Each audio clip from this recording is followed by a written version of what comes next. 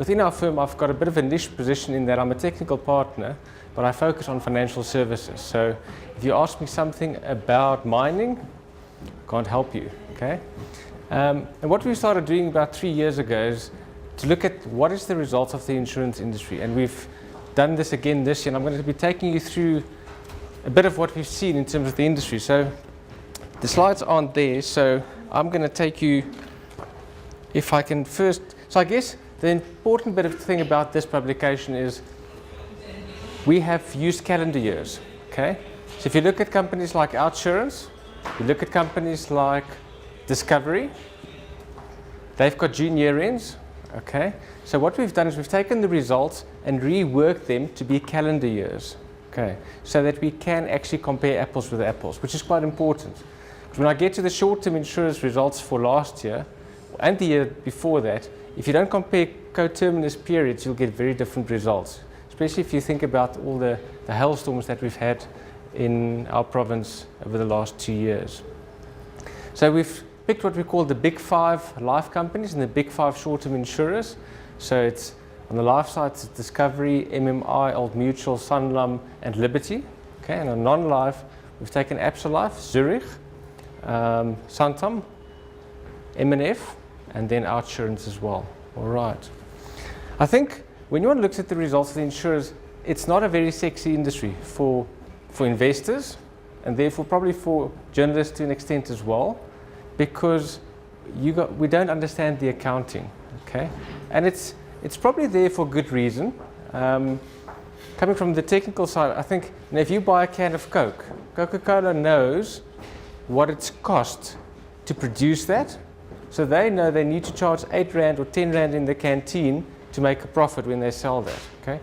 When you buy an insurance policy, Outsurance doesn't know how much it's going to cost them for issuing you the policy. The same with Liberty. If you buy life insurance, you pay, let's say, 500 Rand for your R1 million life cover, but if you die tomorrow, they're making a huge loss on you as a policyholder, okay? But not necessarily on all of the policies. So they price the revenue up front, but they only know what it's going to cost them maybe over the next year for short term, or maybe over the next 20, 30 years for a long-term insurer, okay? And therefore the accounting is difficult, okay? The ISB is working on a new standard to look at the accounting for insurance, and they've been working on it for 18 years, and we are hoping to get a standard next year. But it's so difficult because it's just so, you've got a very broad range of products, and you're trying to capture them in one accounting standard. Okay.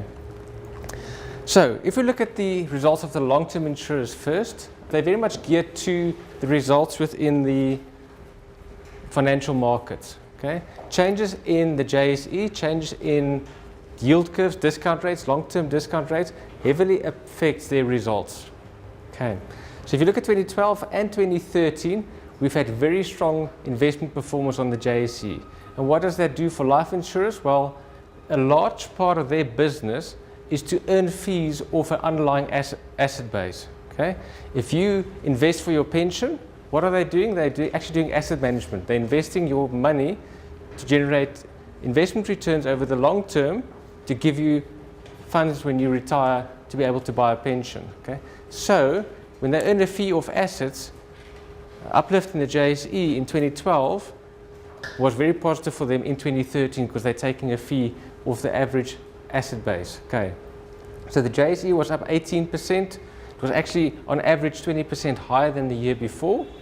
And if you look at IFRS earnings, that was up 29% compared to 2012. Okay. That is, and we will get to it later, but I guess it's quite heavily driven for lifetime insurance to the extent of the risk that those companies take with their shareholders' assets. Okay, so long-term insurers have got lots of assets on their balance sheets. A big chunk of that is for policyholders, and they just take a fee. But they also have quite a big chunk of regulatory capital that they need to hold to give you and I comfort that they'll have sufficient funds to pay us when they need to pay us. Okay? And they generate a return on that. Now, in years gone by since 2008, they've been de-risking their balance sheets to invest in lower risk assets.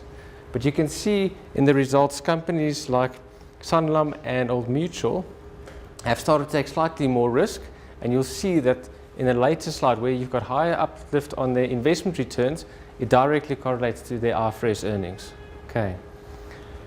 I guess average return on equity is probably the best measure of that and embedded value for a life company, because you've got very divergent accounting policies within companies in South Africa. You get companies that have got prudent accounting policies, so they'll defer profit recognition to later in policy years. Other companies say, I'm not going to defer profit recognition. If I've sold a policy, I've done what I had to do and I'll recognize profit up front. And that's all to do with your valuation technique of a policy. So it's very difficult to compare IFRS earnings between, say, a Santam and a Liberty, because their accounting policies are not comparable. So that's why a new accounting standard is critical. Okay. And then that's why companies put out embedded value as their way of saying, this is what we believe as management, the best information is about the value of our company. Okay. So, but ROE, 21%, I guess 4 of the 5 companies had a very narrow band of ROE between 22 and 24%, so very good performance. Embedded value profits up only 1%, but I guess if you take into account that the discount rates increased over the year, and if your discount rates increase and you discount back cash flows, it reduces that value. So it's probably still a pretty good performance for 2013. The value of new business was up 12%. Okay. Now, what is the value of new business? This is where they calculate what they call the embedded value. So what they say is, I wrote a policy. What are all the premiums that I expect to pay and all of the expenses that it's going to cost me to make good that policy? So basically, they discount the expected profits on all of their business. Okay? And then they say, how much profit am I going to make? And your embedded value margin is basically the percentage of profit over all of those cash flows going forward. Okay. So they're writing at 3.1% margin, which is the same as in 2012, which I think is a very good performance, because if you take into account that your business volumes have increased by 13%, where CPI is only up, less than 6%, they've grown their business, so they're chasing volumes, but they haven't forfeited margins. So they've done quite well in that sense. So if you look at that, you can see the bar graph gives you the growth in volumes, but the margins have stayed pretty much flat. So that's a pretty good performance in the year. Okay. I guess if you look at individual companies, there it's very important to understand business mix. Okay. So you'll ask, for example, why is Discovery's margin way higher than MMI? Well, it's because of the kind of business that they write. Discovery started off writing risk policies. And in a risk policy, you make a much bigger margin than on an investment policy. So if you sell savings products, where you're actually competing with unit trusts, collective investment schemes, and some of the bank's products, it's got a far, far lower margin. Okay. So Discovery is heavily weighted towards risk, whereas a company like MMI Liberty is heavily weighted towards investment products. Okay. I guess the winner there for me is Old Mutual. You can just see the growth that they've had in new business sales. They've targeted the mass foundation cluster, and they've got it to work. So they've increased their new business 14% for 2 years in a row. Okay. So their margin, because of that customer segment being risk products, it's a higher margin business. So you can see their margins lifted up quite nicely. Okay. And I guess Liberty have turned the corner. If I had 2010 in there, the new business would have been almost non-existent. Okay. I guess MMI is the company that's struggling, to be honest. That's quite a complex slide. I guess the message there is this is part of the embedded value reporting, and there I've got 2 slides. You've got VIF sensitivity, that's a value of in force. So that's basically saying, of all the contracts that I've written, what is that worth, and how sensitive is that to changes in, for example, discount rates, changes in mortality, if people die sooner or later, how much it's costing me to administer that business, so your expense ratio. I guess for me there, the one message is Discovery has got a far bigger sensitivity to lapses, and the reason for that is that they're writing far more age-rated products. So their premiums increase over time. Okay? Whereas in the olden days, Sanlam Old Mutual wrote lots of flat premium business. So if you think about it, because Discovery's premium is increasing over time, they need to keep the customer on their books to make their profit. But if you write a flat premium, if you think about the time value of money, if you've got the policy on the books for, let's say, the first 5 years, you've made most of your profits. Okay? So for Discovery, it's very important to keep the customer on the books. Okay? And that's when you hear CEOs talking about client centricity, focusing on the client. Okay?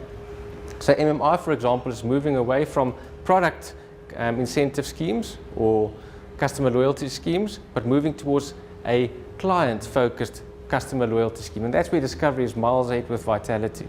If you read about what they do in terms of how they incentivize you, buy healthy foods, making people healthier, driving safer, it's all integrated. And the more products you buy, the more savings you get, and it makes a big difference in their results. Okay. So the long and short is, the message there is, you can see that companies like Discovery, and if you look at new business, more companies are writing that kind of business. So they need to keep their customers on the books. What we do here is we just compare acquisition cost as a ratio of new business. It's a fairly crude ratio.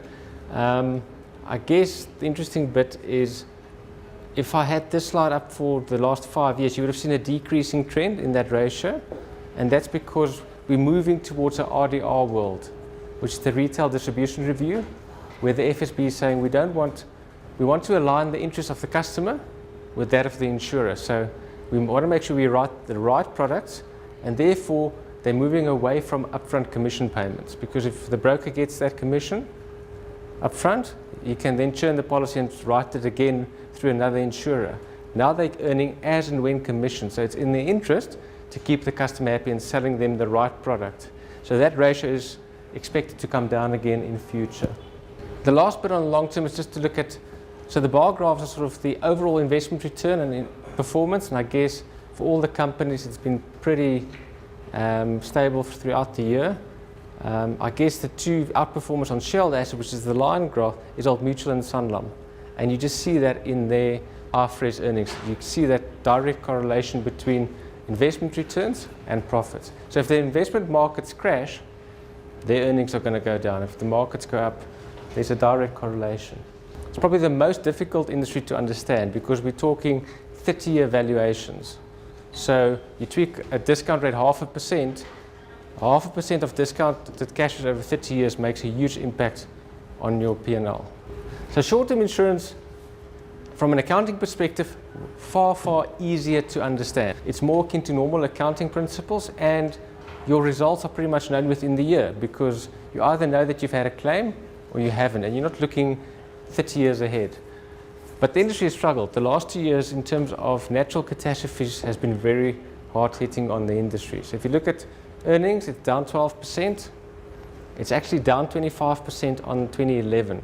So that just equates to a return on equity of 16%, which is far lower than the life insurers. The claims ratio deteriorated even further than last year, so it's up to 68%. But the margins are still, the solvency margins are still quite okay. So we've got nice premium growth still. Premiums grew by 12%.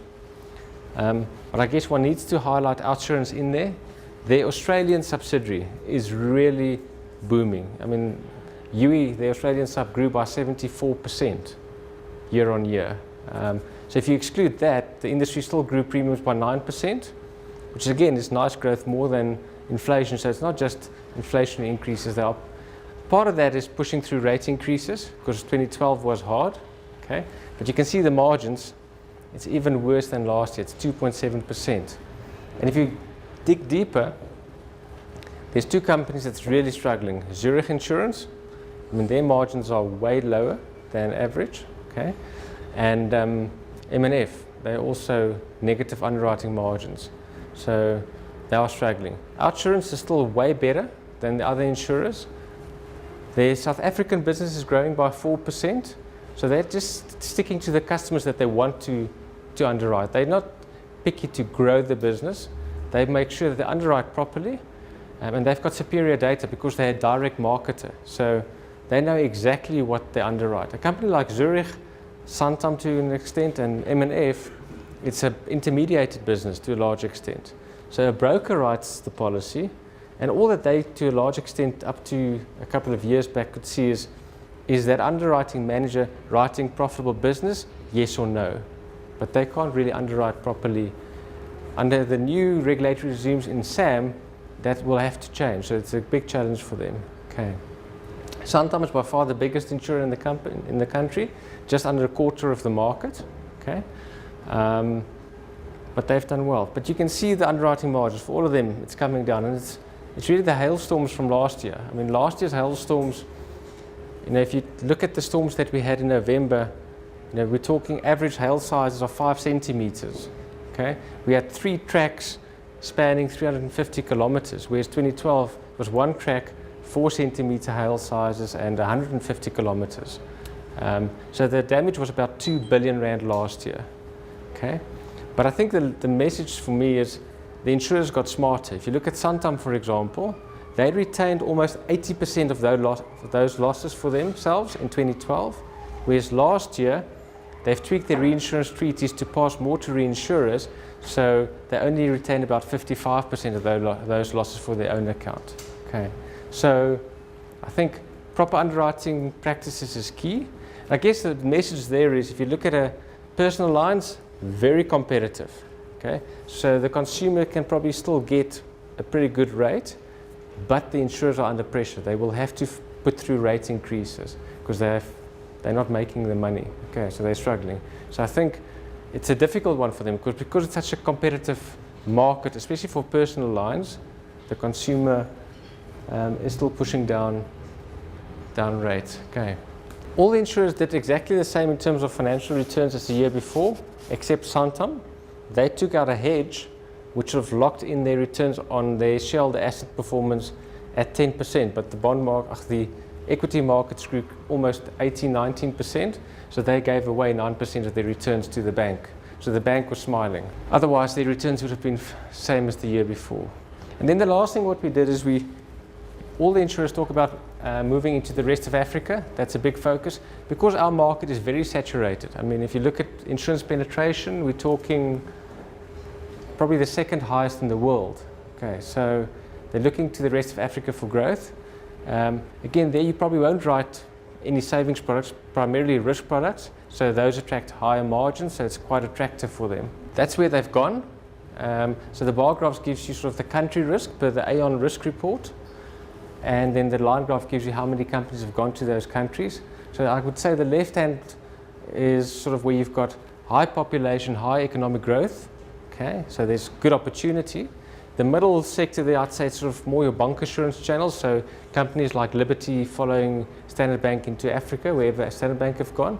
And then the right-hand side is your SADC countries, our neighbours, so we're sort of familiar with those economies, so it makes sense that we've gone to those companies.